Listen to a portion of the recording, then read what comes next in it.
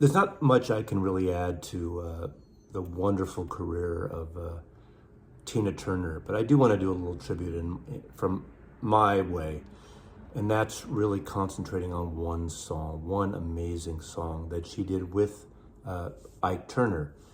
Now, there's some history behind this, and there's some problems with this song, not in terms of the song or the production, but because it was co-created by two very problematic men, two male abusers in Phil Spector and Ike Turner. And we're here to celebrate, I'm here, and you all are here to celebrate the life of Tina Turner. I hate to say it, I don't have any vinyl of her comeback records, those big hits, What Has Love Got to Do with It? I have CDs of those, but I do want to talk about River Deep Mountain High, which arguably is the best thing she ever sang and one of the greatest records she ever sang. Now, this is the album that came out in America in 1969. This is an original copy on Phil Spector Productions on that beautiful A&M record label. Find this version if you can, because it sounds tremendous. It sounds awesome. But it's interesting that this record was not a big hit in this country, in America, when it came out. I can't believe this record failed to break the top 100. It's put out as a single in 1966 on Phil Spector's Phillies label, and it didn't chart. 1966 was put out in England. It did much better in the UK.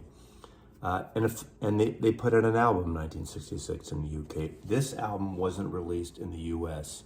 A slightly different track listing, but until 1969 on A&M Records.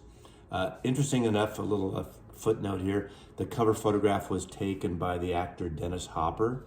This must have been around the time that he directed Easy Rider, give or take, in that realm. And if you don't know, Dennis Hopper has a lot of books on his photography. So he was a photographer, which is ironic since he played one in Apocalypse Now. But that is another story for another day.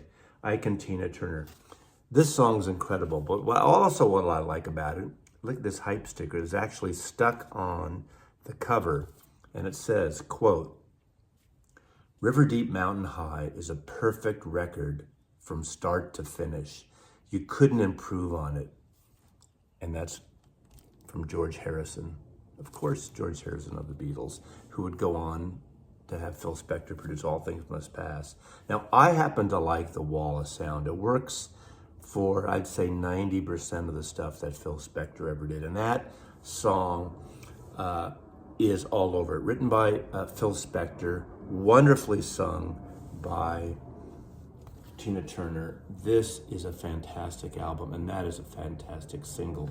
But again, it wasn't a huge single, but to me, it's one of the best things that she ever did. One of the best things, I think the two greatest songs that Phil Spector wrote and recorded, produced was this River Deep Mountain High, just a magnificent, just heroic number. And the other one is You've Lost That Lovin' Feelin' by the Righteous Brothers. But River Deep Mountain High, an historic recording by Phil Spector, released in America in 1969. I highly recommend this record. The whole album is great. And so I'm gonna kind of close out with this because it's such a fantastic song. So Tina Turner, you gave us so much you gave us and the world so much, and you gave a lot. And all the way it was, trials and tribulations. And it's so great that in the 1980s, she had that massive, massive comeback. So Tina Turner, we'll miss you. We miss your soul.